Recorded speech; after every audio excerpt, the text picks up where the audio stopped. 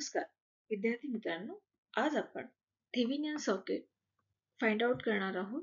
AC components असतील म्हणजे ह्या सर्किटमध्ये आपण बघितलं तर इंडक्टर आहे, कॅपॅसिटर आहे, तर हे न्यूमेरिकल्स खूप डिफिकल्ट पडतात. आज आपण हे एक सोपं न्यूमेरिकल सॉल्व करणार आहोत आणि शोधणार आहोत की थेवेनियन इक्विव्हॅलेंट सर्किट हे कसं आपण शोधू शकतो ह्या दिलेल्या सर्किटसाठी. जर तुम्हाला थेवेनियन इक्विव्हॅलेंट सर्किट म्हणजे काय किंवा हा थेरम माहीत नसेल तर माझ्या चॅनलवरची अगोदरची व्हिडिओ तुम्ही एकदा रेफर करा, म्हणजे तुम्हाला सिंपल वेनी मी काही टिप्स दिलेल्या आहेत ज्या वापरून तुम्ही हे न्यूमेरिकल सॉल्व करू शकता.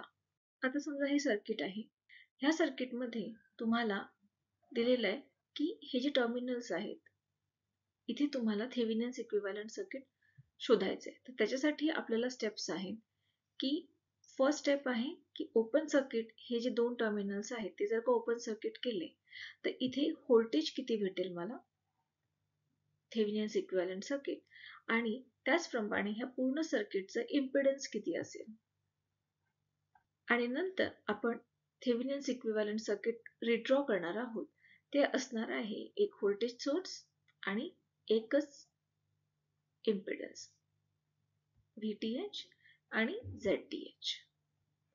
हे तुमचं इक्विव्हॅलेंट सर्किट असणार आहे. ठीक आहे, तर आता आपण न्यूमेरिकल सॉल्व करायला सुरू करूया. तर आपल्याला टर्मिनल्स दिलेले आहेत X आणि हे आहे Y. आता या ह्याच्यामध्ये हा व्होल्टेज सोर्स आहे, त्याचं जे फ्रिक्वेन्सी आहे ते 0 डिग्री, म्हणजे फेज शिफ्ट आहे ते 0 डिग्री आहे. 10 व्होल्ट तुम्हाला व्होल्टेज सोर्स आहे. R1 10 ओहम आहे, R2 3 ओहम आहे, इंडक्टर J4 ओहम आहे आणि कॅपॅसिटन्स -J10 ओहम आहे. तर पहिली स्टेप आहे की आपल्याला VTH म्हणजेच ओपन सर्किट व्होल्टेज आणि आपल्या या न्यूमेरिकल मध्ये VXY फाइंड आउट करायचं आहे. तर VXY जर का मला शोधायचं असेल तर मला कॅल्क्युलेशन करावं लागेल की हा जो इम्पेडन्स आहे ह्याच्यातून किती करंट फ्लो होतोय. तर हे जेव्हा आपण ओपन सर्किट करतो तर फक्त करंट असा फ्लो होणार आहे आणि ह्याला आपण I हे नाव दिलेलं आहे. तर मला I फाइंड आउट करायला व्होल्टेज डिवायडेड बाय इम्पेडन्स हा फॉर्म्युला आपण यूज करणार आहोत. हा एक सिंपल ओहम्स लॉ आपण यूज केला इकडे. तर माझं व्होल्टेज ह्या लूप मध्ये व्होल्टेज आहे 10 व्होल्ट, डिग्री 0, फेज शिफ्ट 0 आणि इम्पेडन्स बघा 10 आणि 3 आणि माझे इंडक्टन्स आहे J4. तर मी 10 + 3 + J4.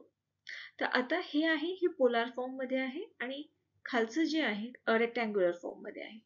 तर मला डिव्हिजन जर का करायचं असेल तर आपल्याला पोलार फॉर्म सोपा जातो, म्हणून आपण काय करणार आहे आता इथे की हे ॲज इट इज ठेवणार आहे आणि खालचं जे आहे ते तुम्ही पोलार फॉर्म मध्ये कन्वर्ट करणार आहे तुमचा कॅल्सी यूज करून.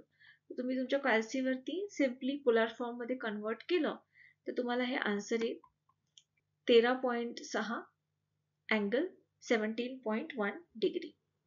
तर आपल्याला माहिती आहे पोलार फॉर्म मध्ये डायरेक्टली डिव्हिजन होतं, तर पोलार फॉर्म मध्ये होतं डिव्हिजन 10 डिवायडेड बाय 13.6. ओके, आणि डिग्रीचं डायरेक्टली इथे मायनस होऊन जातं, खालचं जे आहे ते तुमचं मायनस होऊन जाणार आहे. ओके, तर आता तुम्हाला आन्सर आलं 10 डिवायडेड बाय 13.6 हे आलं 0.735 आणि तुमचा अँगल हा मायनस झालेला आहे डायरेक्टली -17.1 डिग्री. ओके, तर हे तुमचा एम्पियर, हा तुमचा करंट आलाय, लूप करंट. तर आपल्याला व्होल्टेज हवं होतं, तर व्होल्टेज म्हणजेच काय I × Z. तर Z तुमचा काय आहे इथे इम्पेडन्स तुमचा 3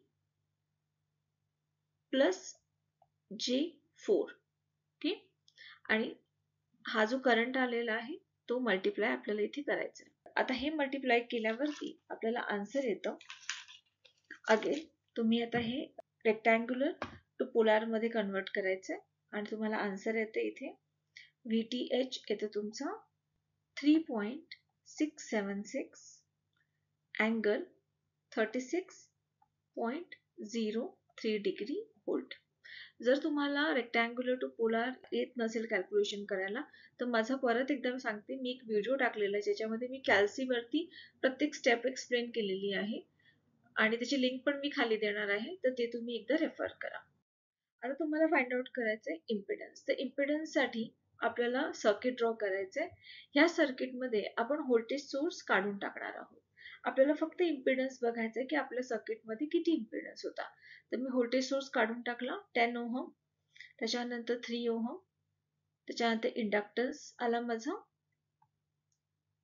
J4, ओके, मी ड्रॉ केलेला आहे.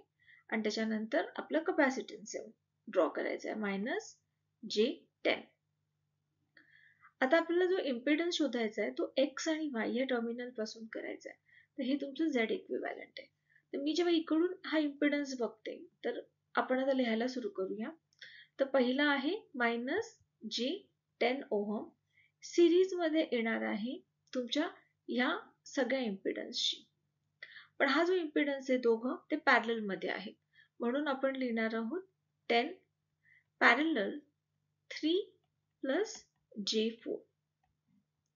परत मी एकदा सांगते की आपण इकडनं Z equivalent x Y terminal पासून आपण बघतोय.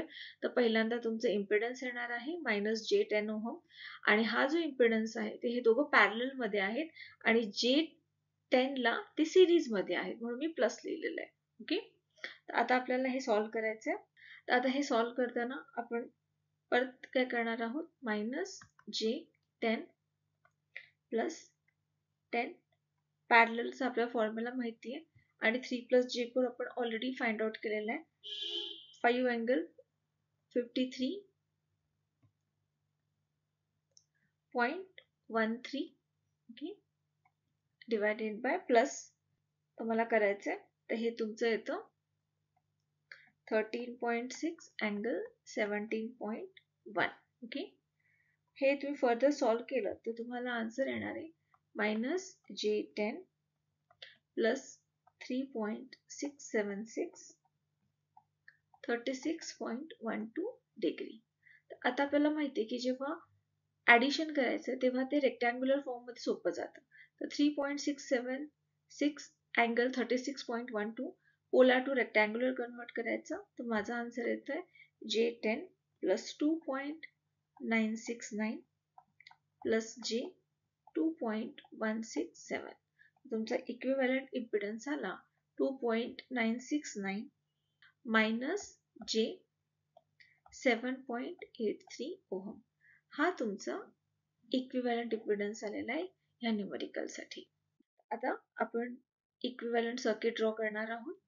तर हे तुमचं Z equivalent, okay, this is your VTH आणि हे तुमचं एक्स आणि Y terminal. Okay, so don't forget to write your answer. VTH is 3.676 angle 36.03 ohm आणि झेड इक्विव्हॅलंट आलेला आहे आपला 2.969 - J 7.83 ओहम. तुम्हाला हवं असेल तर तुम्ही हे पोलार फॉर्म मध्ये पण लिहू शकता किंवा हे तुम्ही रेक्टँग्युलर फॉर्म मध्ये सुद्धा आन्सर तुमचं लिहू शकता. ओके, तुम्हाला ह्याच्यामध्ये काही डाऊट असेल तर कमेंट करायला विसरू नका. Thanks for watching this video.